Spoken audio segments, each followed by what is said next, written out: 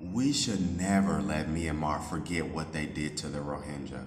Many Buddhists, some Burmese, the Iraqi army, and of course the military and others are all responsible for the genocide and ethnic cleansing of the Rohingya in Myanmar.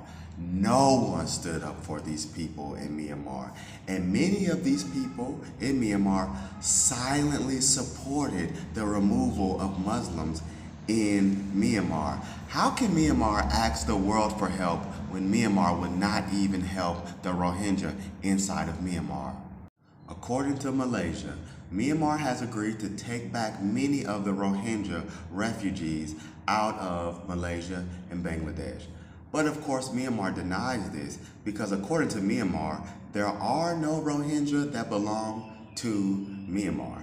So Myanmar has agreed to take back many of these refugees, but they don't use the word Rohingya because Myanmar considers the Rohingya to be Bengalis. And they have actually used this Bengali identification as a way to discriminate against Muslims in Myanmar at large.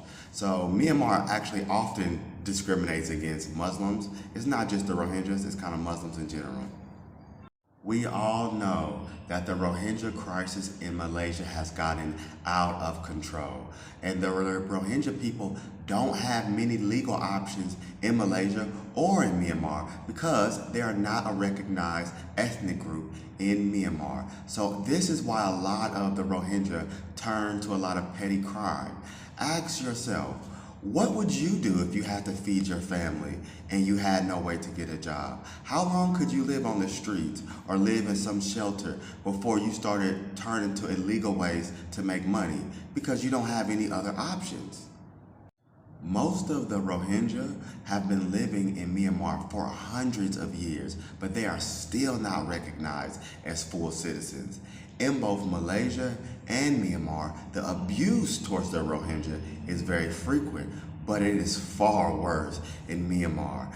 There have been reports of Rohingya in Myanmar just being tortured. And I'm not even going to say what's happening to the Rohingya women in Myanmar. It has been undescribably crazy. Also, the hate speech towards Muslims in general in Myanmar is widespread, and this includes the religious but ultra-nationalist Buddhist monks who many times are aligned with the government of Myanmar. The violence against the Rohingya people in Myanmar before 2021 is considered a genocide, and I never want the people of Myanmar to forget this genocide. There were several groups involved in the massacre of these Rohingya people. Ask yourself, what did the Rohingya people do to Myanmar to deserve this type of treatment? I am aware that the Rohingya tried to fight back in 2017 for the actions that were done to them in 2016. But they only fought back because they were under constant discrimination and violence in the area that they lived in northern Rakhine State. The events of 2017 led to an ethnic cleansing, a successful ethnic cleansing of 700,000 Rohingya in Rakhine State. And who stood up for these people? No one. Remember who the leader was in Myanmar before the year 2021? Did she stand up for the Rohingya? No. She actually went to the UN and defended the country of Myanmar against the claims of genocide. To this day, I'm shocked no one brings this up. Then, after 2021, when Myanmar found itself in a lot of trouble from political turmoil, in 2024, there were people that started to speak up on behalf of the Rohingya movement. But the Rohingya people are not stupid. They do remember the social media movement, Black for Rohingya.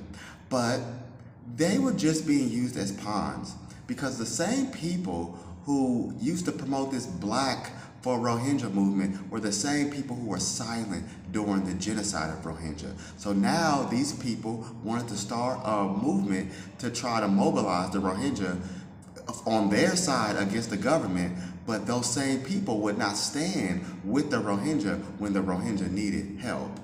It is very important for the Rohingya to stay peaceful. Yes, I'm aware that the Rohingya are causing trouble in Malaysia.